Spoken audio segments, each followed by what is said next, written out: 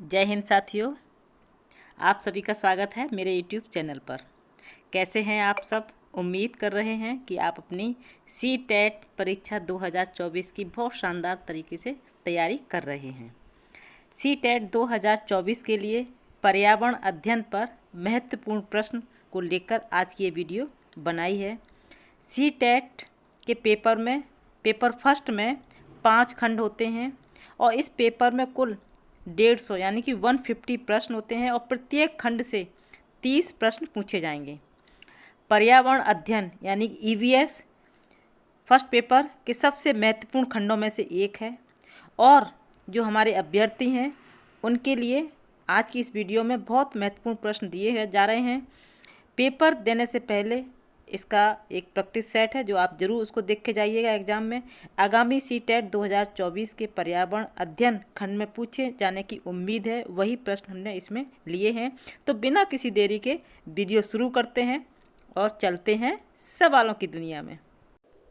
पहला प्रश्न आपके सामने है, किस वृक्ष को पर्यावरण का दुश्मन माना जाता है? वह कौन सा वृक्ष है जिसको पर्यावरण का दुश्मन माना जाता है? तो इसका जवाब होगा यूकेलिप्टस, जिसे नीलगिरी या सफ़ेदा भी कहा जाता है। यूकेलिप्टस को पर्यावरण का दुश्मन माना जाता है। दरअसल यह पेड़ जमीन से बहुत ज़्यादा मात्रा में पानी को कंज्यूम करता है। इस पेड़ को जहाँ पर भी लगाया जाता है वहाँ इसके आसपास कोई दूसरा पेड़ पनप नहीं पाता है क्योंकि पानी नहीं मिल पाता है। तो इस तरह से पर्यावरण का दुश्मन यूकेलिप्टस वृक्ष को माना जाता है। इसी के साथ दूसरा प्रश्न है, आगे चलते हैं। सबसे प्राचीन काल से उगाया जाने वाला फल वृक्ष कौन सा है? प्राचीन काल से उगाया जाने वाला फल वृक्ष कौन सा है? खजूर। खजूर प्राचीन काल से उगाया जाने वाला फल वृक्ष है। अगला प्रश्न आपके सामने है, आकाश नीला किसके कारण दिखाई देता है? आकाश नीला किसके कारण दिखाई देता है? तो इसका जवाब होगा प्रकाश का प्रकीर्णन। आकाश का नीला दिखाई देने का कारण प्रकाश का प्रकीर्णन है। नीला रंग अधिक प्रकीर्णित होता है और इसलिए आकाश नीला दिखाई देता है। पृथ्वी के वायुमंडल में पहुंचने वाला सूर्य का प्रकाश वातावरण में उपस्थित गैसों और धूल के कारणों से सभी दिशाओं में प्रकीर्णित हो जाता है। इसी के साथ आगे बढ़ते हैं और प्रश्न है, भारत में नई वन नीति कब बनी?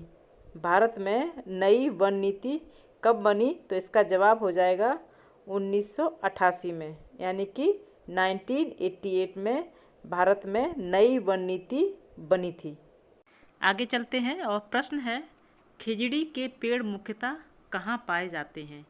खिजड़ी के पेड़ आपने सुना ही होगा। खिजड़ी के पेड़ मुख्यतः कहाँ पाए जाते हैं?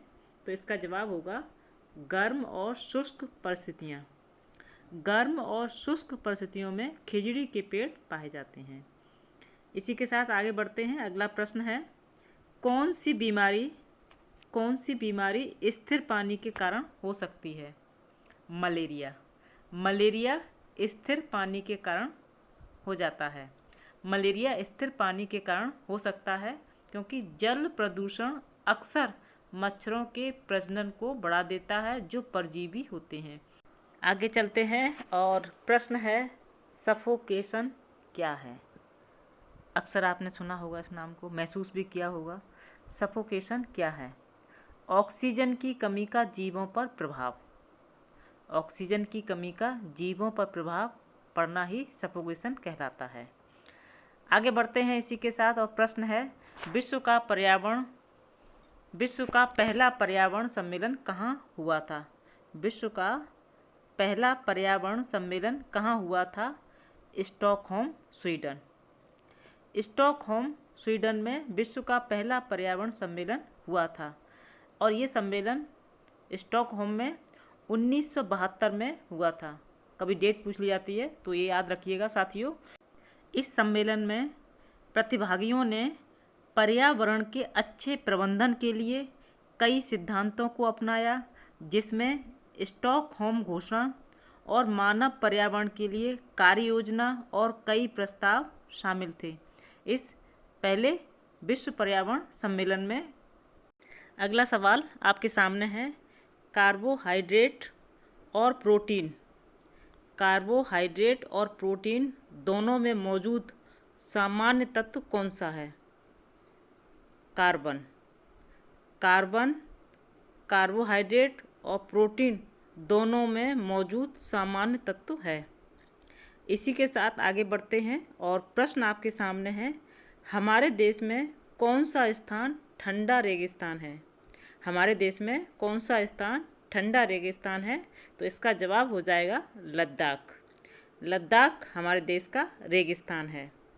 आगे चलते हैं और प्रश्न है, ग्रीन हाउस प्रभाव के कारण पृथ्वी का तापमान बढ़ता है या घटता है? ग्रीन हाउस प्रभाव के कारण पृथ्वी का तापमान बढ़ता या घटता है? तो इसका जवाब होगा बढ़ जाता है। ग्रीन हाउस प्रभाव के कारण पृथ्वी का तापमान बढ़ जाता है। और क्यों बढ़ जाता है? ग्रीन हाउस प्रभाव का मुख्य कारण हमारे ग्रह का तापमान में लगातार वृद्धि, इसी कारण तापमान बढ़ जाता है। अगला प्रश्न है, राष्ट्रीय पर्यावरण अनुसंधान केंद्र कहाँ स्थित है?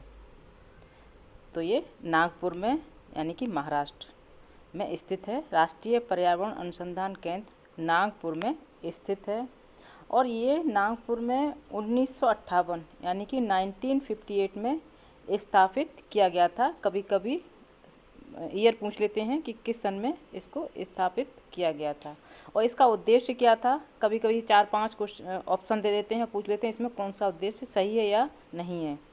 तो जिसमें जल की आपूर्ति, सीवेज निपटान, संचारी रोगों पर ध्यान केंद्रित किया गया था। इन मुद्दों को लेकर इसकी स्थापना की गई थी, ये उसके उद्देश्य थे। इसी के साथ आगे बढ़ते हैं और अगला प्रश्न देखते हैं। और प्रश्न है, वायुमंडल में कौन सी गैस सर्वाधिक पाई जाती है? वायुमंडल में कौन सी गैस सर्वाधिक पाई जाती है? तो जवाब हो जाएगा नाइट्रोजन। वायुमंडल में नाइट्रोजन सबसे ज़्यादा पाई जाती है। वायुमंडल में विभिन्न गैसों का मिश्रण होता है और इन गैसों में सबसे ज़्यादा मात्रा में नाइट्रोजन का अनुपात पाया जाता है। उसके बाद ऑक्सीजन पाई जाती है। नाइट्रोजन के बाद ऑक्सीजन दूसरे नंबर पर सर्वाधिक पाई जाती है। इसी के साथ आगे बढ़ते हैं और अगला प्रश्न है, वन महोत्सव किसने प्रारंभ किया? वन महोत्सव किसने प्रारंभ किया था? तो इसका जवाब है के.एम. मुंशी। के.एम. मुंशी ने वन महोत्सव प्रारंभ किया था। वन महोत्सव जिसकी शुरुआत 1950 के दशक में हुई थी और उस समय तत्कालीन केंद्रीय कृषि मंत्री श्री के.एम. मुंशी थे, जिन्होंने नागरिकों में पर्यावरण संबंधी जिम्मेदारी की भावना को बढ़ावा देने और वनों की कटाई से निपटने के लिए वन महोत्सव प्रारंभ किया था। एक बहुत अच्छी पहल शुरू की थी के.एम. मुंशी जी ने। उम्मीद करते हैं कि आपको वीडियो पसंद आई होगी, तो वीडियो को लाइक अवश्य करें। चैनल से अगर नए जुड़े हैं तो चैनल को सब्सक्राइब करें और हाँ, बेल आइकॉन प्रेस करना ना भूलें, जिससे कि आपको सारे नोटिफिकेशन हमारे समय से आप पास पहुंचते रहें। इसी के साथ जय हिंद, जय भारत।